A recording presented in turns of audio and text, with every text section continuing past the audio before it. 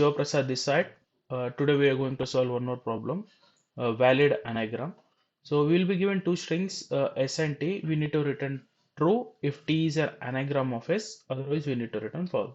So what does it mean by the anagram? So anagram is a word or phrase formed by rearranging the letters of the different word or phrase, typically using all original letters exactly once. So example, anagram words itself is an anagram. So basically here Anagram. Okay, and we given T as a Nagram.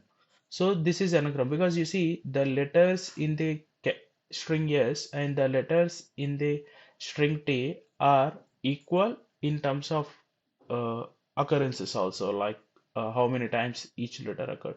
But if you see here rat and car, right, so they both are not anagram, though A and R are same, but T and C are different.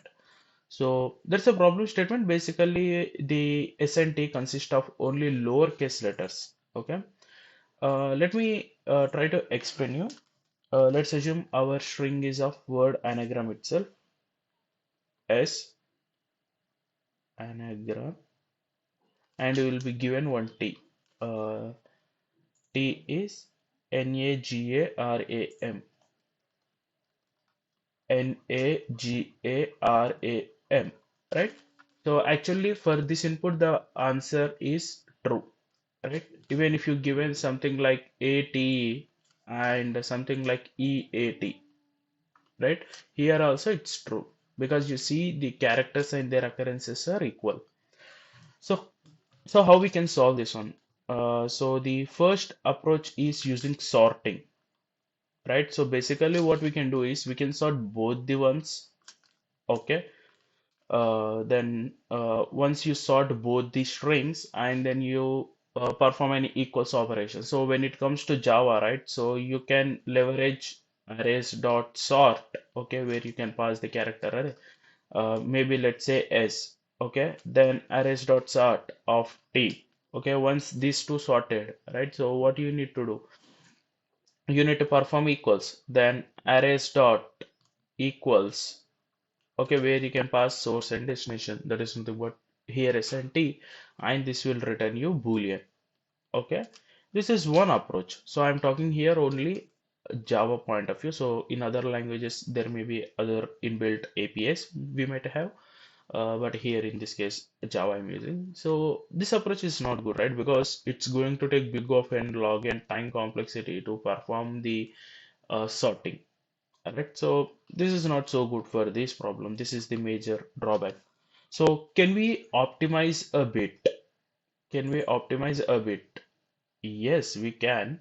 So let me explain you the other simplest approach. So basically what we need to know, we need to know whether all the characters in S, okay, are present in T or not.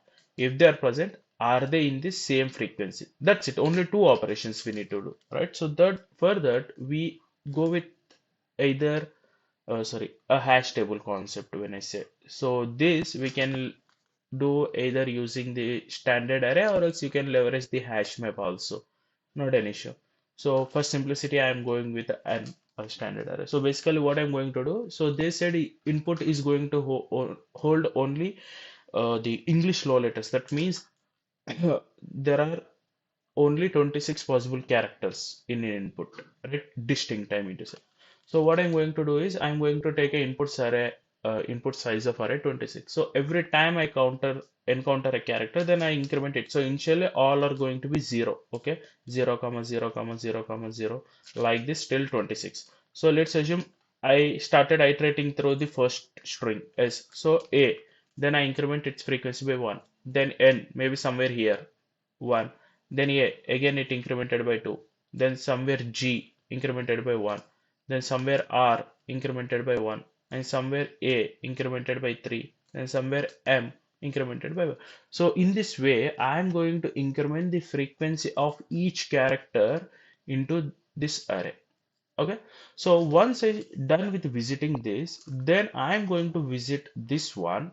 Okay, the first and there are actually two cases here. Okay, I am explaining first case. So here what I can do when I'm iterating through this, so if okay n the character occurrence n is 0, that means n is present here but not present here.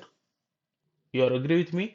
So when I'm starting with this string where I'm iterating through the each character, when I encountered n here, so I check what is the frequency of n. So 110% it shouldn't be 0. If it is 0, that means it is not occurred here, right? Because every time when we encounter a character, we are incrementing its frequency. So then and there you return false. Otherwise, you decrement its frequency. Let's say here somewhere n is already incremented by 1, right? So what you can do is you can decrement it by minus 1. I mean, it's decremented by 1. That means it becomes 0. So like that A decremented by 1, then it becomes 2. Then G decremented by 1, it becomes 0. Then A again decremented by 1. Then R somewhere here, maybe R 0. Then again A 0. Then again M 0.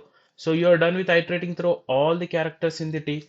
Now the end goal is when you are done with iterating through these two, if they are anagram, that means all the frequencies should be 0. There shouldn't be any frequency which should be not equal to 0 after you're done with iterating through this particular string. Okay, so if all the occurrences are 0, that means you can return true there and then only. You agree with me? Otherwise, it's false.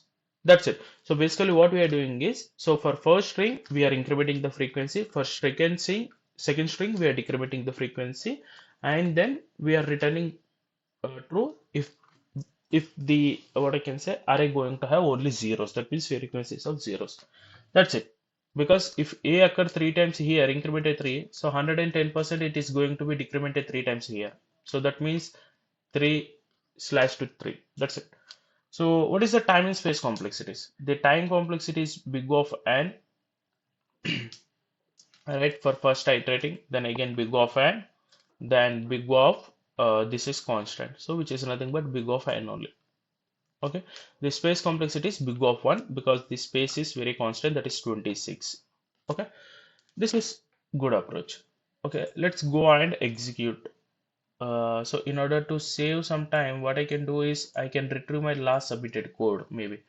So yeah, here you can see 26 and I'm incrementing here and I'm decrementing here and then I'm checking if it is not equal 0, that means return false is true. Cool. Yeah, it got submitted successfully. That's all. So maybe I can slightly what I can say change this one with this other way. Maybe where I can write only two for loops. Let me see. Is there any input? Cool. So here I found one more code. So where basically this is one of my past submission. So basically what I'm doing is, you see, first edge case I forget to tell, if the lengths are not equal, then 110% they are not going to be anagram, right?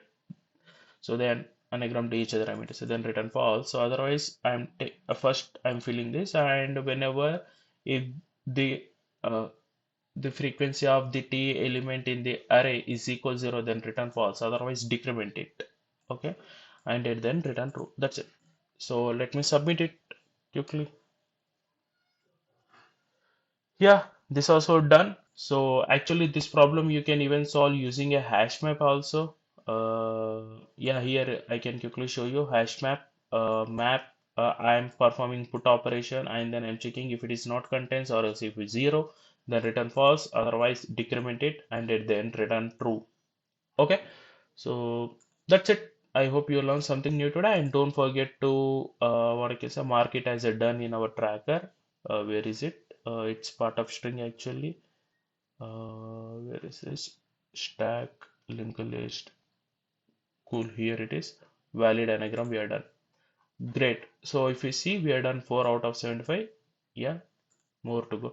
Thanks for watching this video. I hope you learned something new today. Thanks once again. Bye bye.